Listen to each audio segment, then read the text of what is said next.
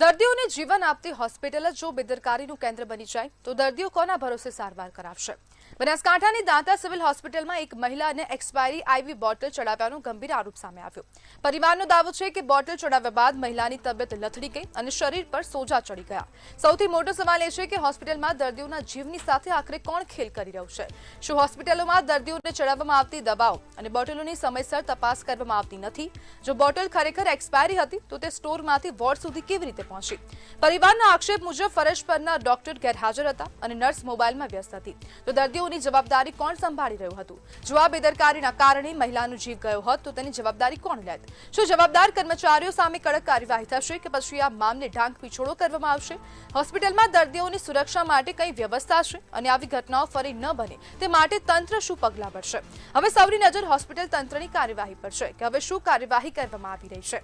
અને ખાસ કરીને લોકો દ્વારા આક્ષેપ કરવામાં આવ્યો છે જે દર્દીની સાથે આ ઘટના બની છે તે દર્દીના પરિવારજનોનું કહેવું છે કે જે નર્સ છે તે મોબાઈલમાં વ્યસ્ત હતી, ડોક્ટર પણ કોઈ હાજર નહોતા અને તે દરમિયાન આ સમગ્ર ઘટના બની ગઈ છે. અને આ દર્દીને જે એક્સપાયરી ડેટ વાળી જે બોટલ છે તે ચડાવવામાં આવી છે, આઈવી બોટલ ચડાવવામાં આવી તે એક્સપાયર હતી, તેના કારણે તેમના શરીર પર સોજા ચડી ગયા છે. અહીંયા સૌથી મહત્વનો પ્રશ્ન એ થઈ રહ્યો છે કે જો આ મહિલાનું મૃત્યુ થયું હોત અથવા તો તેને અન્ય કોઈ આડઅસર થઈ હોત અને જો તેનું મૃત્યુ થયું હોત તો આ જવાબદાર કોણ હોત અને કોણ જવાબદારી સ્વીકારત?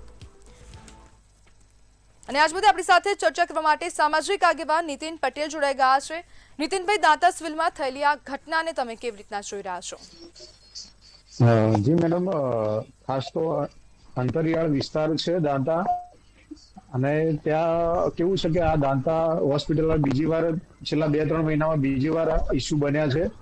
એટલે ક્યાંક કોઈ નાના મોટા ઇસ્યુ અત્યારે જે બન્યો છે એ તો બહાર આવ્યું, એમના જે પરિવારજનો છે એ જે બેનને ઇન્સ્પેક્શન થયું એટલે આપણા બધાના ધ્યાનમાં આવ્યું અને આ મુદ્દા ઉપર કઈ કાર્યવાહી થશે. પણ ઘણા એવા કિસ્સા છે જે પેશન્ટ છે એમને ખ્યાલ જ નથી આવતો કે અમને કઈ દવા આપી છે. એટલે ક્યાંક એવું લાગી રહ્યું છે કે જે મોનિટરિંગ એજન્સીઓ છે, જે મોનિટરિંગ અધિકારીઓ છે, એ લોકોનો જે રૂટીન ચેકઅપ હોય છે, ધારો કે સુપરવાઇઝર હોય છે, તાલુકા હેલ્થ અધિકારી હોય છે, આ લોકોનો જે વિઝિટો રેગ્યુલર થવી જોઈએ એ થતી નથી. માત્ર રેકર્ડ ઉપર કામ થતું હોય છે.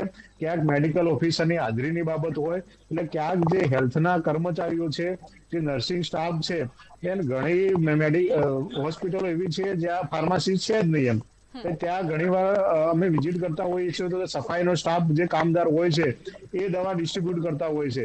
એટલે ક્યાંક જે લોકોનું કામ જ નથી એ લોકોને કામની વહેંચણી કરવામાં આવે છે. ક્યાંક અમુક પાળી સિસ્ટમ હોય છે કે એક મેડિકલ ઓફિસર હાજર નથી તો અન્ય વ્યક્તિ ત્યાં કામ કરતા હોય છે. અમુક જગ્યાએ બનાસકાંઠામાં આયુષ ડોક્ટરોની ભરતી કરી છે 40-50, પણ હજુ સુધી ક્યાંય આજે આયુર્વેદિક દવાઓ છે એ આપતા નથી એમ.